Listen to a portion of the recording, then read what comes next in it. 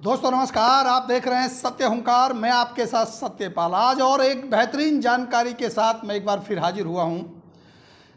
Direct selling में जो माहौल बना है चिंताजनक है। एमवे के ऊपर ईडी की कार्रवाई ने पूरी की पूरी डायरेक्ट सेलिंग इंडस्ट्री को भारत में हिला दिया है। बहुत सारे लोगों को सोचने पर मजबूर कर दिया है। ये अलग बात है कि बहुत सारी कंपनियों के डिस्ट्रीब्यूटर भी और कंपनियों की मैनेजमेंट भी इस पर बोलने के लिए तैयार नहीं है। जिस कंपनी के खिलाफ कार्रवाई होती है वही कंपनी इस दंश को सहती है। लोगों को लगता है कि यह कार्रवाई शायद उसके खिलाफ हुई है, मेरे खिलाफ नहीं होगी। तो यकीन मानिए दोस्तों, 25 सालों में जिस तरह से अनभिज्ञता और अज्ञानता भारत के अंदर पनपी है, यह कहीं ना कहीं एक एक करके सारी की सारी कंपनियों को अपनी चपेट में लेगी।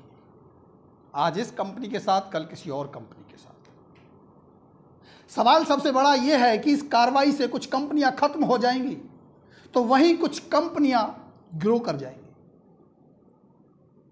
डायरेक्ट सेलिंग को लेकर के जितनी भी वार्तालाप हुई, जितनी भी डिस्कशन हुए, जितनी बहस हुई, मुझे तो आज लगता है कि 25 साल के बाद भी डायरेक्ट सेलिंग के ऊपर आज तक जो भी कुछ हुआ, कानून बनाया गया हो, डिस्कशन हुए हो, चाहे बहस हुई हो, सब बेकार है। क्योंकि आज भी 25 साल के बाद भी भारत में बुद्धिजीवी लोग ऐसा सोचते हैं, जैसा कि हमने अभी मीडिया में देख रहे हैं, अखबारों में जो लिखा जा रहा है। क्योंकि अखबार लिखने वाले कोई आम आदमी नहीं होते, वो पढ़े लिखे बुद्धिजीवी होते हैं, समझदार होते हैं। पत्रकार एक ऐसी कौम है जिसे कानून का भी ज्ञान होता है, समाज का भी ज्ञान होता है, हर चीज का उसको ज्ञान होता है। अगर ऐसा तबका डायरेक्ट सेलिंग को लेकर अनभिज्ञ है, अज्ञानी है, उसे नॉलेज नहीं है डायरेक्ट सेलिंग को लेकर के, तो चिंता का विषय है दोस्तों। यह बात अलग है कि जो भी कुछ हुआ है, आने वाले समय के लिए यह डायरेक्ट सेलिंग में आयाम स्थापित तो करेगा। लेकिन सवाल यह है कि जो नुकसान हो रहा है जिन लोगों का अभी इस समय, क्या वो अपने इस नुकसान की भरपाई कर पाएंगे? आज मैं आपको एक ऐसी ही घटना के बारे में बताऊंगा जिसने पूरी की पूरी डायरेक्ट सेलिंग इंडस्ट्री को पूरी दुनिया में स्टेबल किया था। वो क्या कहानी थी, मैं आपको ये बताऊंगा। साथ साथ मैं आपको कुछ ऐसे मुद्दों पर भी बात करूंगा ताकि आपका विश्वास कायम होगा डायरेक्ट सेलिंग को लेकर के। कई बार मेरे मित्रों ने, मेरे साथियों ने, मेरे दर्शकों ने मुझे लिखा है कि आप एक कंपनी को लेकर बात कर रहे हैं, शायद मेरा उससे कोई लगाव है, मेरा कोई इंटरेस्ट है। मैं बार बार आपसे कह रहा हूं कि मेरा किसी भी कंपनी से कोई लगाव नहीं है, लेकिन हाँ, मेरा लगाव अगर है तो वो डायरेक्ट सेलिंग इंडस्ट्री से है। और ये डायरेक्ट सेलिंग से लगाव मेरा आज से नहीं है, 98 से है। अगर व्यक्तिगत तौर पर मैं ये कहूँ तो आज मैं जो भी कुछ हूँ वो डायरेक्ट सेलिंग इंडस्ट्री की बदौलत हूँ। हमने बहुत कुछ इससे सीखा और समझा है। हमें वो मौका मिला है कि हमने अपने आप को बदला है डायरेक्ट सेलिंग के बदौलत। तो ये मेरा निजी स्वार्थ हो सकता है, मेरा लालच हो सकता है, लेकिन हाँ, मैं भारत में डायरेक्ट सेलिंग को पनपते हुए, बढ़ते हुए देखना चाहता हूँ। मैं डायरेक्ट सेलिंग पर हो रहे कुठारघात से चिंतित होता हूँ, दुखी होता हूँ। इसीलिए मजबूरन मुझे ये सारी कुछ बातें आपके सामने पेश करनी पड़ती हैं ताकि कोई भी डायरेक्ट सेलर हतोत्साहित ना हो, निराश ना हो। मैंने बहुत स्टडी की डायरेक्ट सेलिंग को लेकर के, पूरी दुनिया के बिजनेस को समझने की कोशिश की है और आज भी मैं स्टडी करता रहता हूँ। दोस्तों, मैंने अपने वीडियो के टाइटल में जो लिखा है कि क्या कोर्ट केस से बचेगी डायरेक्ट सेलिंग, सबसे पहले मैं इसको आपको समझाना चाहता हूं। 2016 में कानून बना, 2021 दिसंबर में 31 दिसंबर को कंज्यूमर प्रोटेक्शन एक्ट आया। लेकिन क्या इन एक्टों के आने के बाद, कानून बन जाने के बाद भी भ्रमित करने वाली, गलत तरीके से की गई कार्रवाइयां बंद हुई? वैसे ये जो एमवे और ईडी वाला मामला है, ये थोड़ा सा डिफरेंट है, ये अलग है, मेरे इस वीडियो के टॉपिक से आज भी अलग है। क्योंकि ये केस 2011 में हुआ था और कार्रवाई चलते चलते वो आज तक हो रही है। उन्हें पता ही नहीं है कि कानून बन चुका है। वो कब कानून क्लब होगा, कब वहाँ बहस होगी, कब बात होगी, कब वो फ्री होंगे, ये अलग इशू है।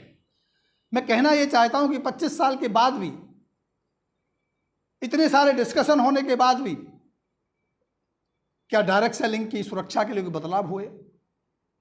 बहुत सारी एसोसिएशन बनी, इंडियन डायरेक्ट सेलिंग एसोसिएशन है, और भी एसोसिएशन है। फीस भी मोटी मोटी लेते हैं, मीटिंग भी खूब करते हैं, बहुत सारी कंपनियों को अपने साथ जोड़ते हैं। क्या वो जब डायरेक्ट सेलिंग के ऊपर कुठारघात होता है तो एसोसिएशन सामने आती है? हमने बहुत सारे वीडियो सुने। एक शख्सियत थी, मैं नाम लेना पसंद नहीं करूंगा, नहीं चाहूंगा उनका नाम यहाँ लिया जाए, जो अपने आप को भीषम पितामह कहते थे डायरेक्ट सेलिंग का। आज वो कहाँ हैं? आज उन्होंने क्या सरकार से इसको लेकर के बात की कि आप गलत केस में, पुराने केस में, और जो डायरेक्ट सेलिंग आज बदल चुकी है उसके हिसाब से कार्रवाई कर रहे हैं और गलत मैसेज डायरेक्ट सेलिंग में जा रहा है? मीडिया वाले गलत प्रिंट कर रहे हैं, गलत छाप रहे हैं। अब कहाँ हैं वो भीषम पितामह जो डायरेक्ट सेलिंग को बचाने की भीषम पितामह की बात करते थे? सवाल बहुत सारे हैं दोस्तों, लेकिन मैं कहना ये चाहता हूं, जो मैंने टाइटल दिया है उस टाइटल को मैं आपको समझाने की कोशिश करता हूं। देश में दो तरह से कानून बनते हैं, दो तरह से चीज़ों को सही किया जाता है। एक कानून बनता है विधायिका के द्वारा, संसद में बनता है, हमारी विधायिका कानून बनाती है, वहाँ बहस होती है और उसके बाद वो कानून बन जाता है, फिर वो कानून को अप्लाई किया जाता है। एक और आसान तरीका है कानून बनने का कि जब कोर्ट ऑर्डर करती है, डिसीजन देती है, तो वो भी कानून बन जाता है। मुझे ऐसा लगता है कि विधायिका के बने कानून से शायद डायरेक्ट सेलिंग को बचा पाना शायद नामुमकिन लगता है। जैसे जैसे इस डायरेक्ट सेलिंग के ऊपर कुठारघात होंगे, केस होंगे, मामला कोर्टों में जाएगा और फैसले आएंगे, और वो फैसला जब कानून बनेगा तब ये डायरेक्ट सेलिंग बचेगी। मैं यकीन के साथ कह सकता हूं कि भारत में भी वही होगा जो आज से 50 साल पहले अमेरिका में हो चुका है। आप क्या समझते हैं कि अमेरिका में जो इतना लंबा समय डायरेक्ट सेलिंग ने बिताया, पूरी दुनिया में जो डायरेक्ट सेलिंग ने इतना लंबा समय बिताया, क्या वहां कोई ऐसा कानून बन गया था जिसकी वजह से डायरेक्ट सेलिंग इतनी बड़ी इंडस्ट्री बन गई? वहां भी बहुत सारे केसेज हुए और उन केसों की वजह से जो डिसीजन आए, उस डिसीजन से जो कानून बना, उससे डायरेक्ट सेलिंग सुरक्षित हुआ। आज वही स्थिति भारत में बनती हुई दिखाई दे रही है। मैं एक ऐसे केस का जिक्र करना चाहता हूं जो अमेरिका में हुआ था, और वो केस हुआ था 25 मार्च 1975 को। ध्यान से समझिएगा उस डेट को, 25 मार्च 1975 को डायरेक्ट सेलिंग इंडस्ट्री के खिलाफ एमवे को ही टारगेट बना करके एक केस डाला गया था। केस डालने वाले थे फेडरल ट्रेड कमीशन, एफटीडी ने केस डाला था। और ये जो मैं पीछे आपको दिखा रहा हूं, ये वो पूरी की पूरी कंप्लेंट की कॉपी है जो डाली गई थी 1975 में, जो केस डाला गया था। अगर आप इसको पूरा का पूरा सुनेंगे, पढ़ेंगे इसको अगर, तो आप देखेंगे कि इसमें वही एलिगेशन लगाए गए हैं जो भारत में आज एमवे के ऊपर बातें हो रही है, दूसरी कंपनियों के ऊपर बातें हो रही है। जो बातें आज हम भारत में कर रहे हैं कि ऐसे होता था, लोगों को झूठ बोला जाता था, लूटा जाता था, प्रोडक्ट महंगे बेचे जाते, वो सारे के सारे आरोप लगा करके एफटीडी ने ये केस अमेरिका की कोर्ट में 1975 में डाला था और टारगेट बनाई गई थी एमवे। जबकि और भी कंपनियां वहां थी, बहुत सारी कंपनियां काम करती थी, क्योंकि डायरेक्ट सेलिंग का जन्म तो लगभग 1934 में हो गया था न्यूट्रीलाइट के माध्यम से। लेकिन जो विधिवत रूप से जो एमवे को जन्मदाता माना जाता है, 1959 में एक्चुअली डायरेक्ट सेलिंग शुरू हुई। और अगर मैं 1975 के आते आते बात करूं तो लगभग 16 साल हो चुके थे। यानी 16 साल के बाद भी अमेरिका के लोग डायरेक्ट सेलिंग के महत्व को नहीं समझ पा रहे थे और उसी तरह से आरोप लगाए जा रहे थे। ये अलग बात है कि अमेरिका में ये सब 16 साल 20 साल में हुआ, यहाँ भी तो 25 साल में हो ही रहा है। तो ऐसे ही आरोप लगा करके कोर्ट में केस डाला गया और उस केस के ऊपर बहस चली, सुनवाई हुई और रिजल्ट आया 8 मई 1979 को, यानी लगभग 4 साल के बाद रिजल्ट आया। रिजल्ट क्या आया दोस्तों? उस रिजल्ट में ये साफ हो गया कि ये पूरी की पूरी प्रक्रिया, जिस तरह से ये अपने प्रोडक्ट बेचते हैं, ये डायरेक्ट सेलिंग है, ये डायरेक्ट सेलिंग इंडस्ट्री का पार्ट है और ये जो कह रहे हैं वो सही है। इसको 4 साल लगे और आप यकीन मानेंगे 1979 के बाद एमवे के माध्यम से विशेषकर डायरेक्ट सेलिंग ने जिस तरह से विस्तार किया पूरी दुनिया में, आप 1979 के पहले का ट्रैक रिकॉर्ड निकालिए तो आपको पता चलेगा कि एमवे केवल अमेरिका में काम करती थी। पूरी दुनिया में फैलने का जो कारण बना वो यही डिसीजन कारण बना था, यही फैसला कारण बना था जो मैं पीछे आपको दिखा पा रहा हूं। और उस पूरे के पूरे डिसीजन में, उस पूरे के पूरे निचोड़ में क्या निकला था मैं वो एक लाइन में बता दूं। अगर आप ये पूरा ऑर्डर पढ़ेंगे तो कम से कम 15-20 पेज का है मेरे पास, पूरी की पूरी डिटेल्स हैं। अगर आप इसे पढ़ेंगे और इसका निचोड़ निकालेंगे तो क्या निकलेगा, मैं वो एक लाइन में आपको बताता हूं कि बहुत सारी बहस हुई, पक्ष विपक्ष को सुना गया, तथ्यों को सामने रखा गया, बहुत सारे गवाहों को पेश किया गया।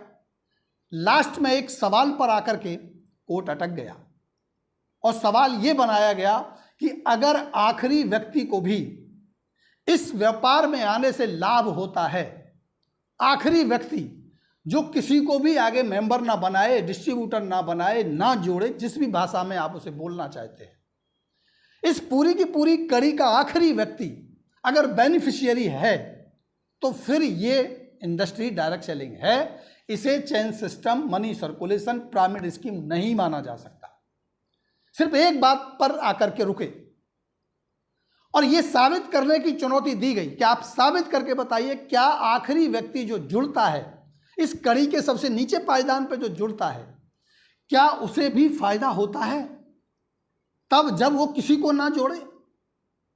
अगर ऐसा है तो हम इसे डायरेक्ट सेलिंग इंडस्ट्री मान लेते हैं, हम इसे एक नया कॉन्सेप्ट मान लेते हैं और हम इसे पिरामिड स्कीम से और जितने भी आरोप लगाए गए उन सारे आरोपों से इसको बरी कर सकते हैं।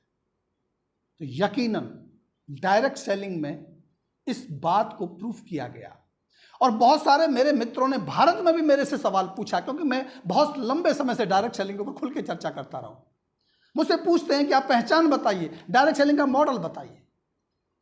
अलग अलग बातें होती हैं, लेकिन सही डायरेक्ट सेलिंग का मतलब यही है कि आखिरी वो व्यक्ति जब जुड़ता है इस इंडस्ट्री के साथ, इस कंपनी के साथ, इस कॉन्सेप्ट के साथ, वो आगे किसी को ना भी जोड़ पाए, ना लोगों को डिस्ट्रीब्यूटर बना पाए, क्या इस परिस्थितियों में भी वो बेनिफिशियरी हो सकता है?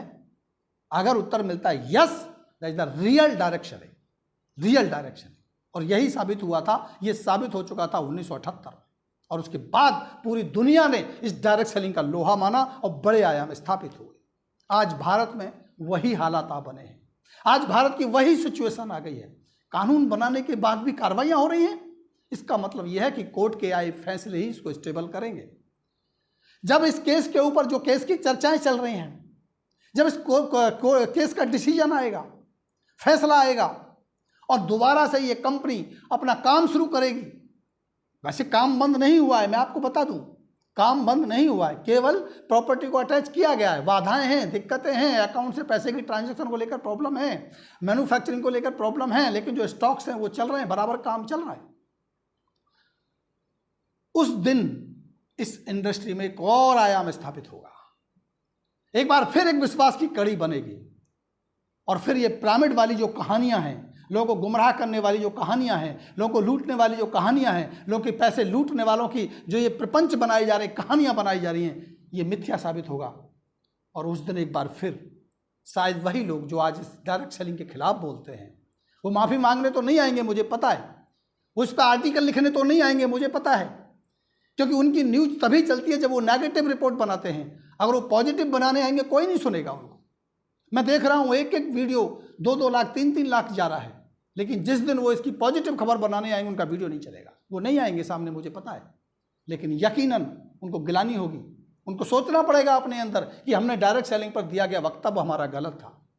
यकीन के साथ मैं कह सकता हूं, मैंने बार बार कहा है, मेरे पास बहुत सारी ऐसी स्टोरियां हैं, ऐसी कहानियां हैं, ऐसे इतिहास के पन्ने हैं जिनके अंदर ये सारा कुछ लिखा गया है कि कब कब क्या क्या हुआ और जब जब हुआ, जब जब डायरेक्ट सेलिंग इंडस्ट्री ने एक नए आयाम को स्थापित किया है। तो दोस्तों यकीन मानिए, वीडियो लंबा ना हो इसलिए मैं बात को सीमित करते हुए आपको यही विश्वास दिलाना चाहता हूं कि डायरेक्ट सेलिंग इंडस्ट्री ने पूरी दुनिया में बहुत बड़ा काम किया है। भारत में भी डायरेक्ट सेलिंग इंडस्ट्री बड़ा काम करके रहेगी, इसे रोका नहीं जा सकता, इसे बदनाम नहीं किया जा सकता, इसे भ्रमित नहीं किया जा सकता। भरोसा रखिए, यकीन मानिए, डायरेक्ट सेलिंग के साथ अपना कैरियर, आपका कैरियर सुरक्षित है। आप काम करें और मैं और पड़ताल करता हूं आपके लिए, कुछ और ऐसी खबरों का संकलन करता हूं, कुछ ऐसे और सबूतों के आधार पर, तथ्यों के आधार पर सही रिपोर्ट आपके सामने लाता हूं जो आपके मनोबल को बढ़ा सकती है। बहुत कहानियां हैं, बहुत सारे ऐसी घटनाक्रम हैं तो दीजिए मुझे इजाज़त और देखते रहिए मेरा वीडियो। अगर आपको अच्छा लगता है तो आप इसे शेयर जरूर कीजिए जनहित में, ताकि लोगों को भरोसा बढ़े, डायरेक्ट सेलिंग को आगे बढ़ाया जा सके। तब तक मैं और करता हूं पड़ताल। अभी लेता हूं इजाज़त। नमस्कार।